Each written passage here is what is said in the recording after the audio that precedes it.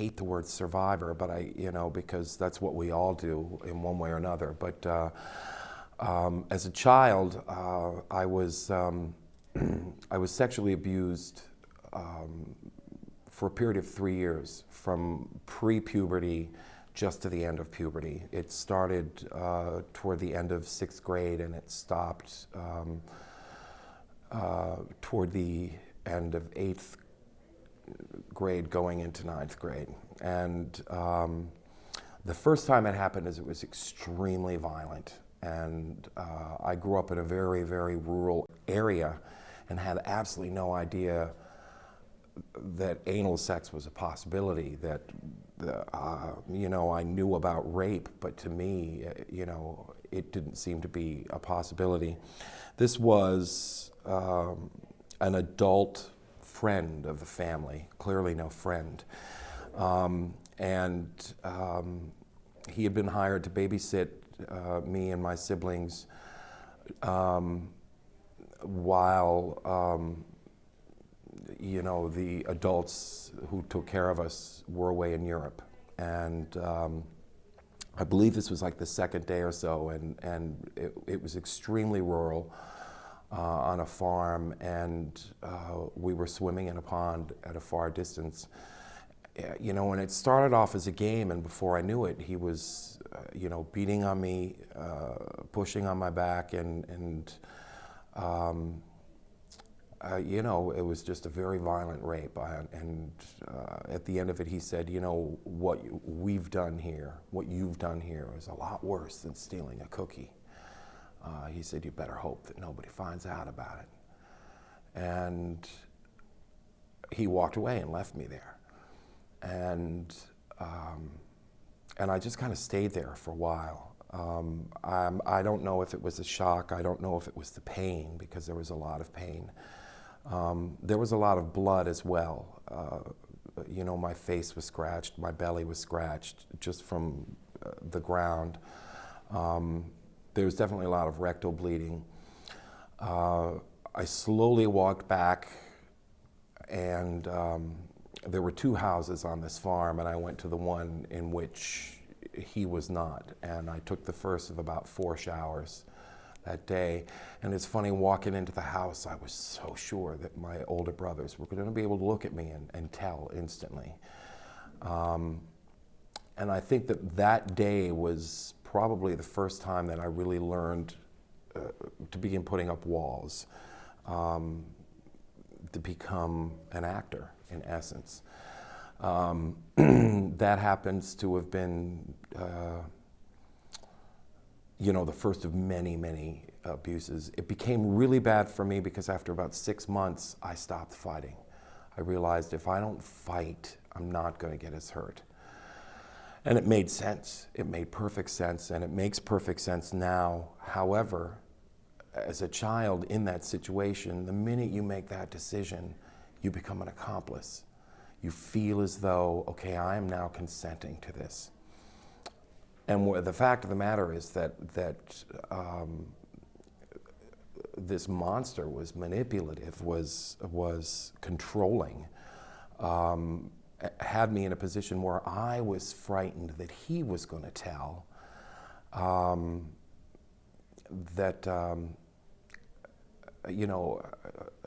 there was nothing accomplice about it. Unfortunately, as an adult who looks back on trauma, and with the people I've spoken to, they say the same thing. You have that videotape that keeps running in your head, the mental image, or the nightmares that you'll have, and they're all the same, and you're always seeing them from the exact same perspective, and that is exactly where you were when the trauma occurred. And somewhere along the way, I learned to look at it by stepping back and saying, okay, let me be the video camera, and let me see him viciously violate a young boy. And when you look at it that way, you see that it's not a case of being an accomplice. The substance abuse is completely connected to it. I firmly believe that nobody uses a substance to the point of intoxication if they're not trying to kill some kind of pain. From alcohol, marijuana, food, you know, and I look back through all the various stages of my life, those stages of my life when I was healthy, and there were things that I was doing. I've always suffered anxiety. I remember I went through a period where I bought Rolaids at BJ's and the big, huge things. All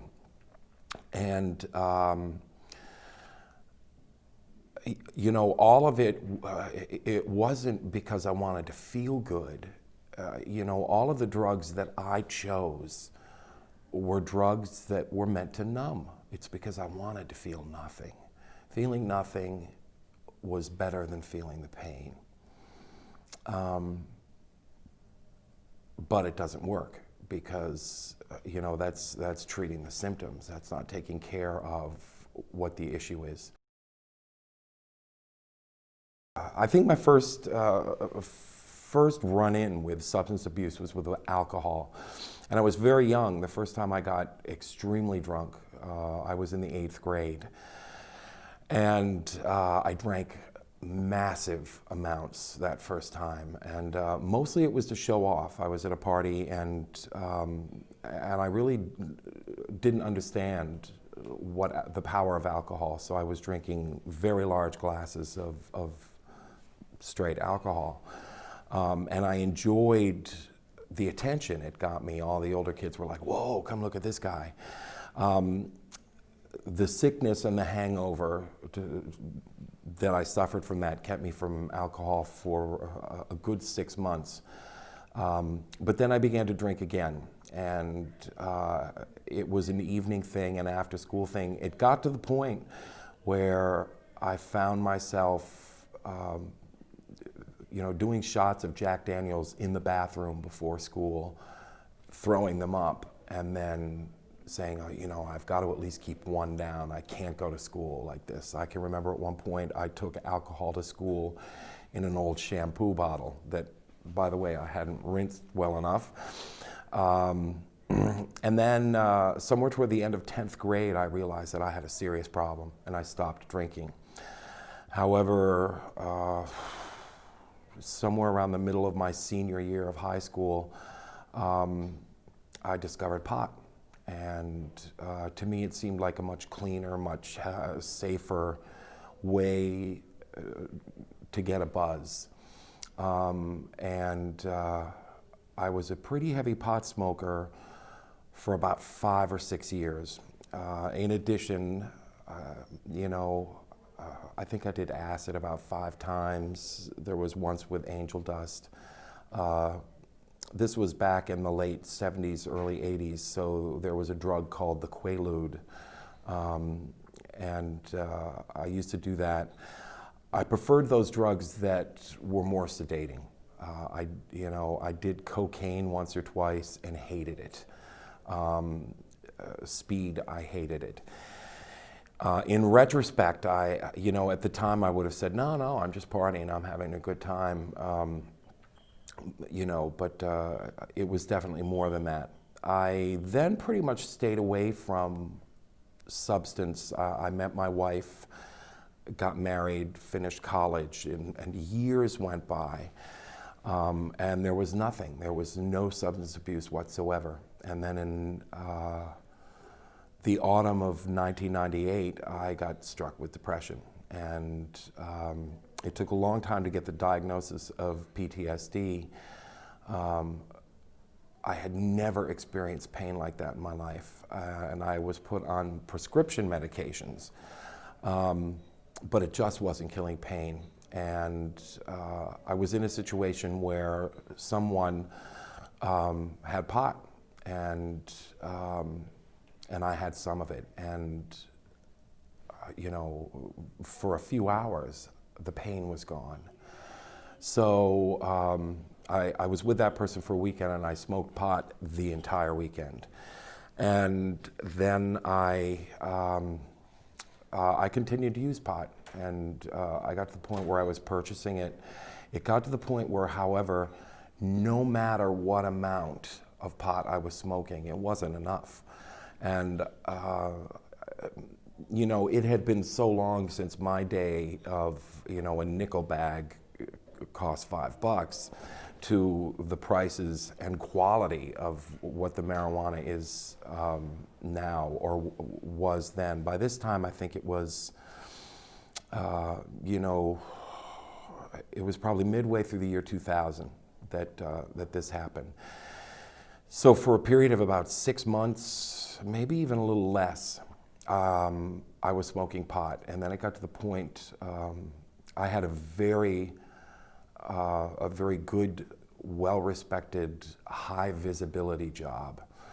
But it was a job where I just didn't feel safe. And I discovered that I couldn't be there unless I was blazed. So that I would get stoned on the way to work. Anytime I had free time, I would say I'm going out for a drive to have a cigarette, and while I was out, I would get stoned again.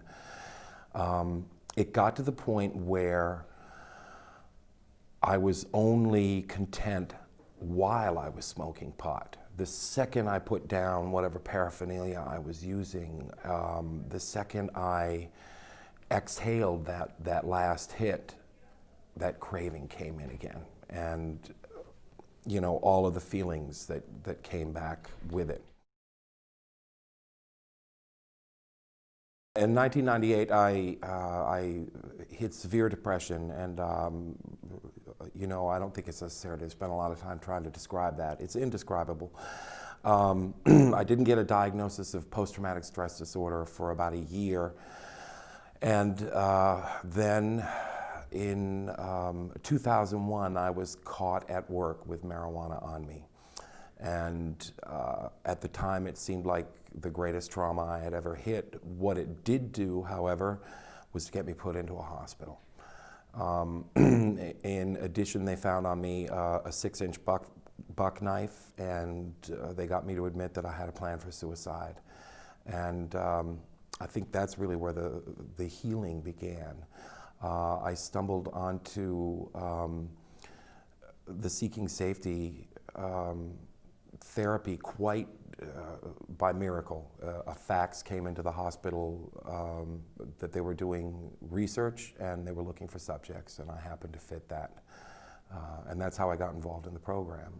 First of all, there was the Seeking Safety was critical. It also came at a time when I was seeing for about 2.5 years, I was seeing a therapist who herself had PTSD. And she was brilliant.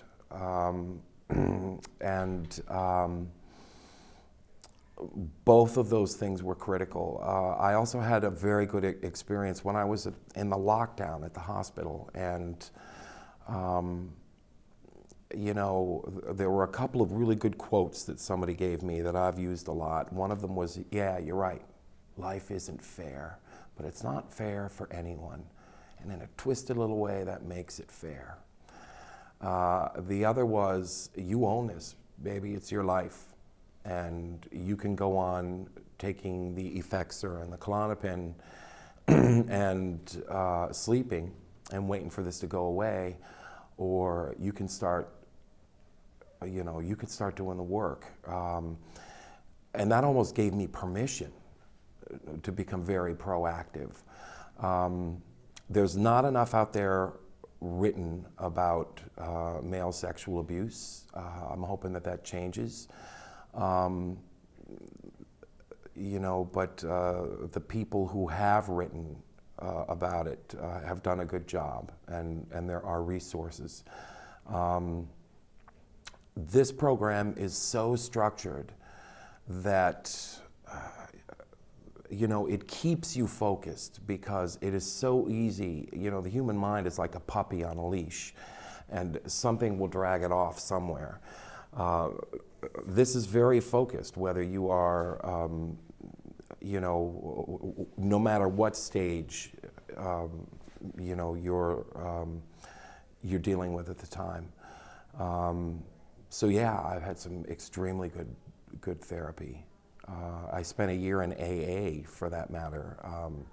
And even though at that point I was a non-drinker, I found that a lot of it helped both the camaraderie of the group as well as, I wasn't drinking, but it helped me to cope with those cravings. So the first year that whole first year I got my 1-year coin and everything. So yeah, there are a lot of positive things. I would say they outnumber the negative.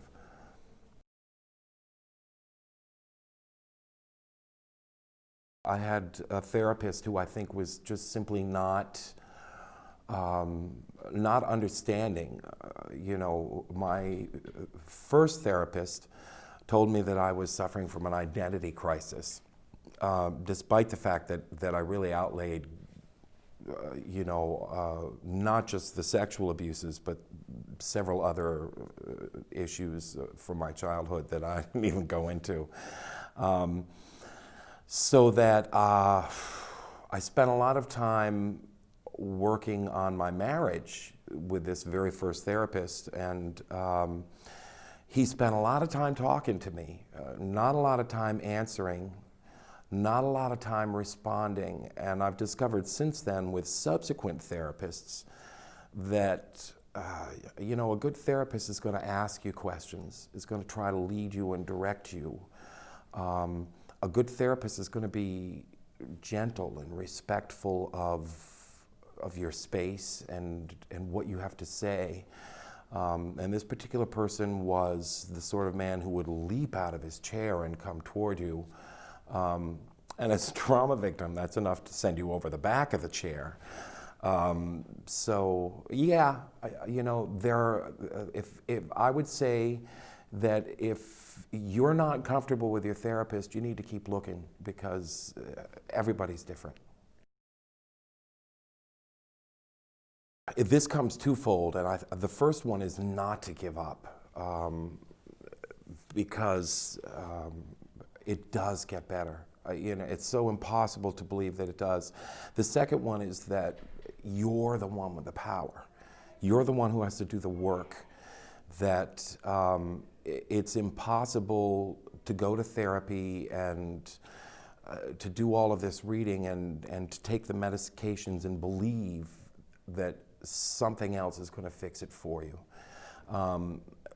So that it's very important to take the bull by the horns, find the strength and say, okay, what am I going to do next to take control over becoming well? And that's extremely important. And to realize that happiness comes in on tiptoe. It doesn't land in your lap all at once. And 4 years down the road, you realize that you just went through a really crappy week that would have put you over the edge 4 years ago, and you feel good. Journaling. This program does commitments, they call it. Let's be honest, it was work, but they're incredibly important, because if you don't spend time outside of therapy doing work to make yourself well, then it's just going to take that much longer. I found, and I was lucky enough to be in a position where I was working on becoming well, every waking moment of every day. And that what the therapy sessions were for me were validation that I wasn't a freak, were check-ins to make sure that I was in line and headed the straight way, and also guidance. But it's very important to take an active role in your own treatment.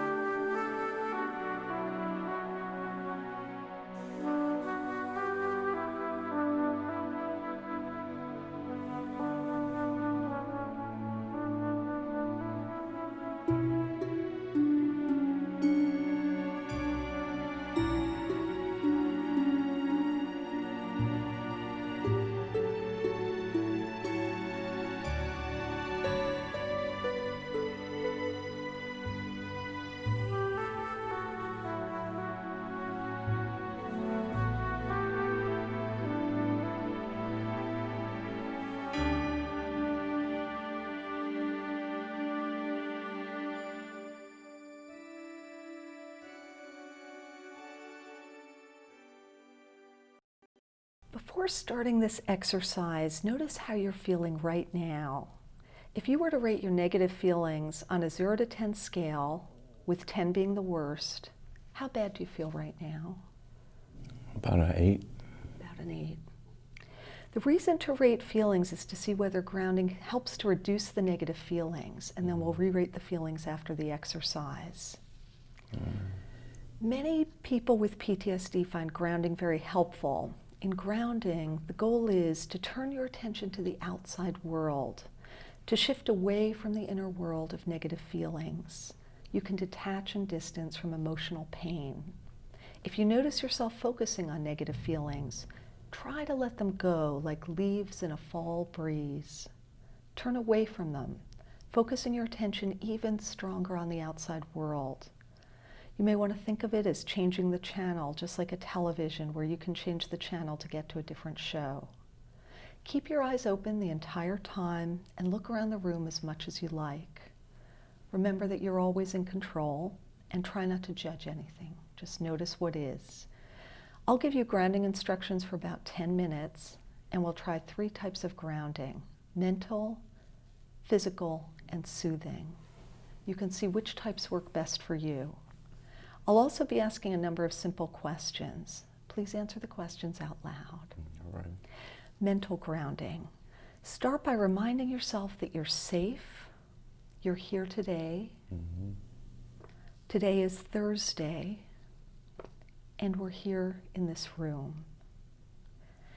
Now try to imagine putting a buffer between you and all of your negative feelings. Imagine that your negative feelings are bundled up and put in a container. Okay. Next, think of something that you can put between you and that container of negative feelings. Perhaps it's a wall, a suit of armor, or a big open field in the country. Anything that creates safe distance between you and your negative feelings. Okay. What have you put there? A suit of armor. A suit of armor. Yeah. Good. Good. Yeah.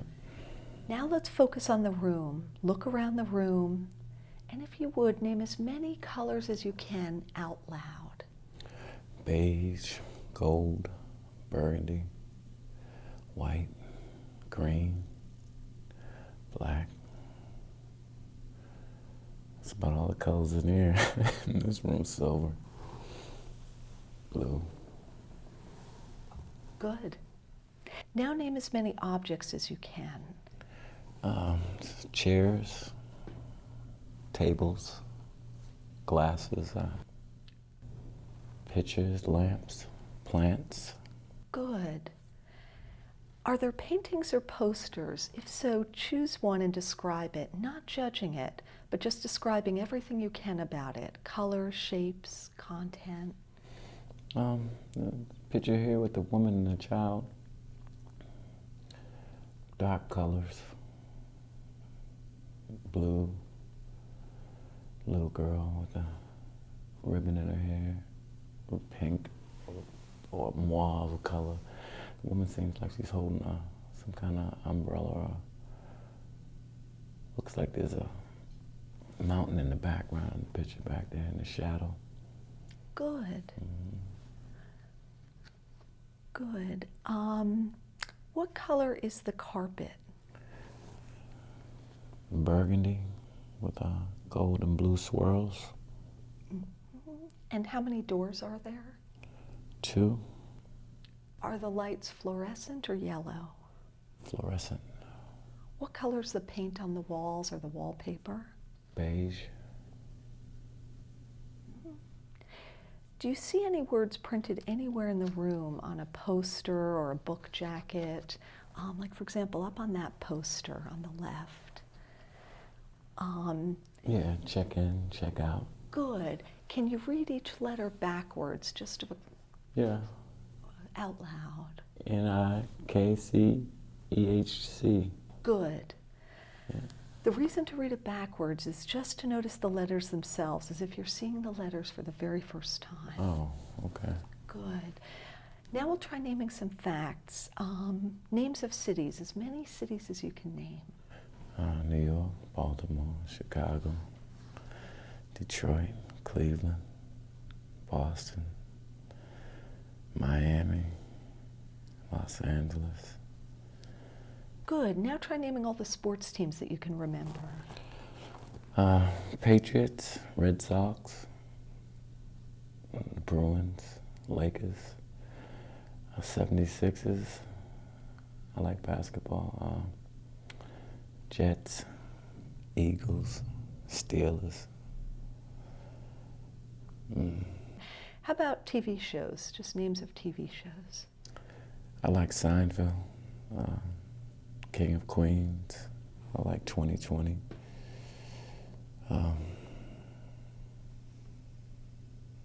Good. All right, because I'm not really a TV buff either. Sure. Now take the number 100 and subtract 5 from that. What's the new number? 95, Subtract 5 again. 90. Good. Physical grounding. Now we're going to try some physical grounding methods. Keep following along.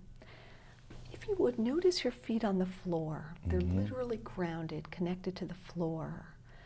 Wiggle your toes inside your shoes and dig your heels gently into the floor to ground yourself even more. Good.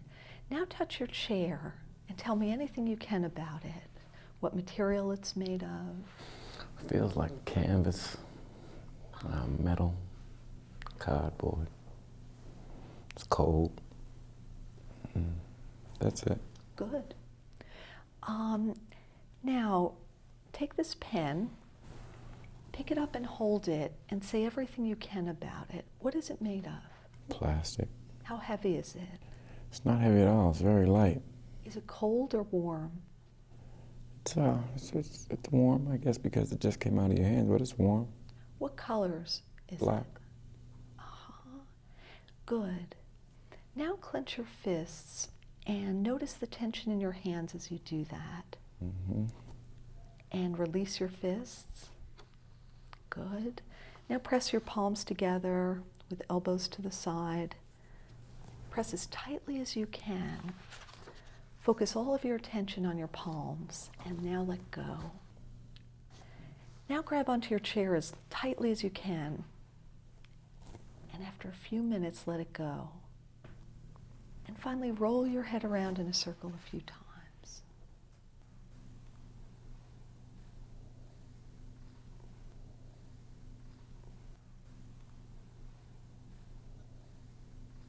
Excellent.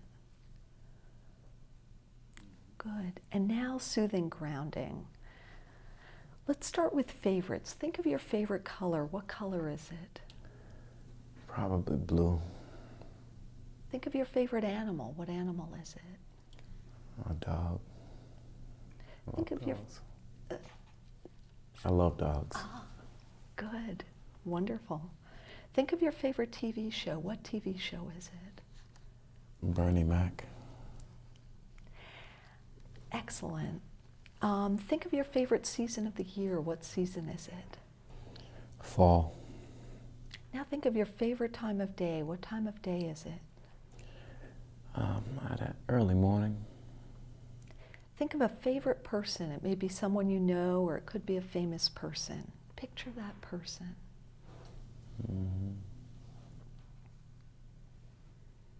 That would be my mother. Good. It's my girl. Yeah. Good.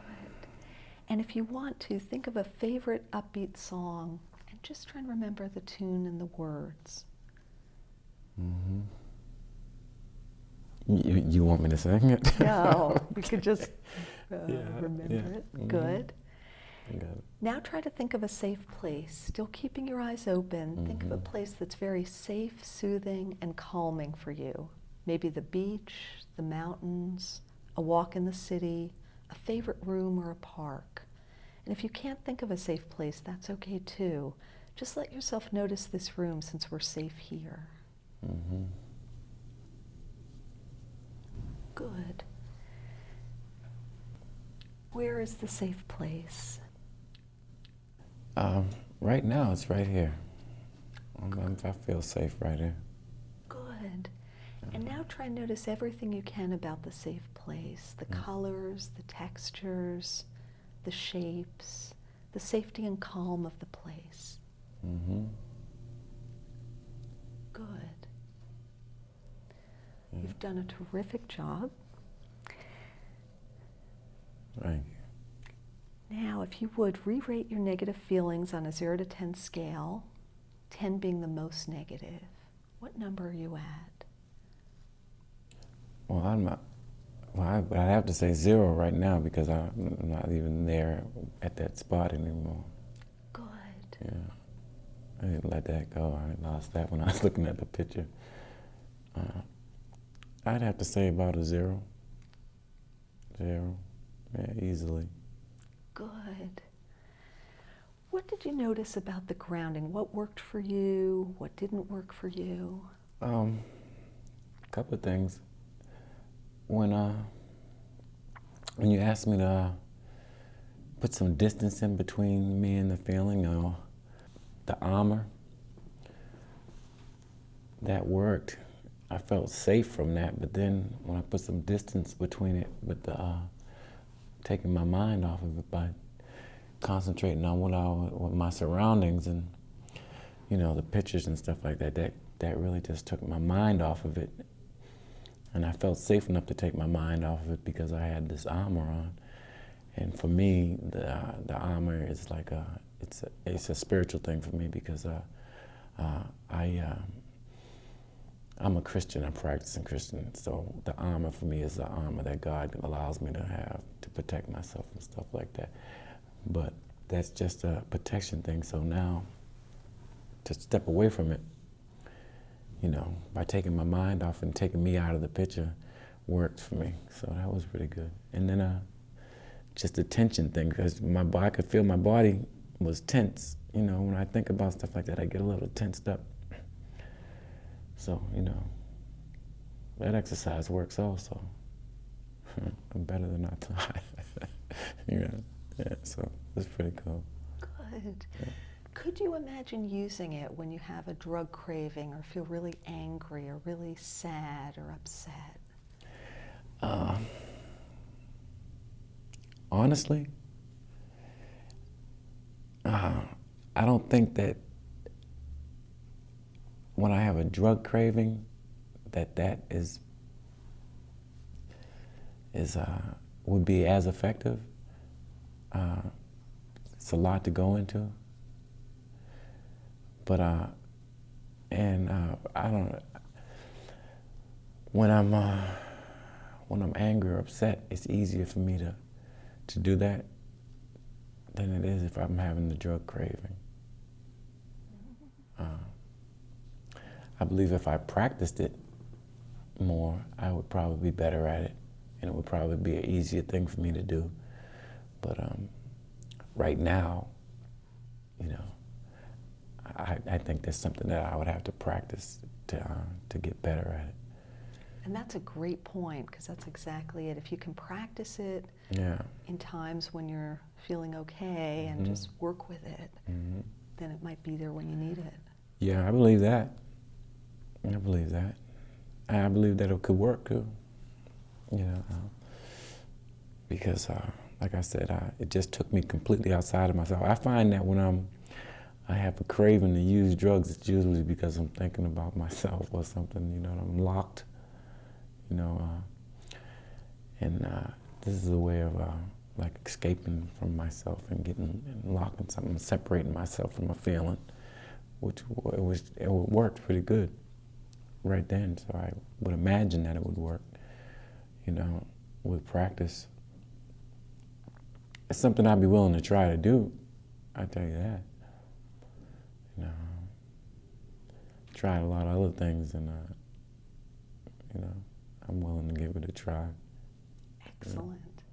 Well, you did a terrific job with it. Oh, thank you. And thank you for doing this. Anytime.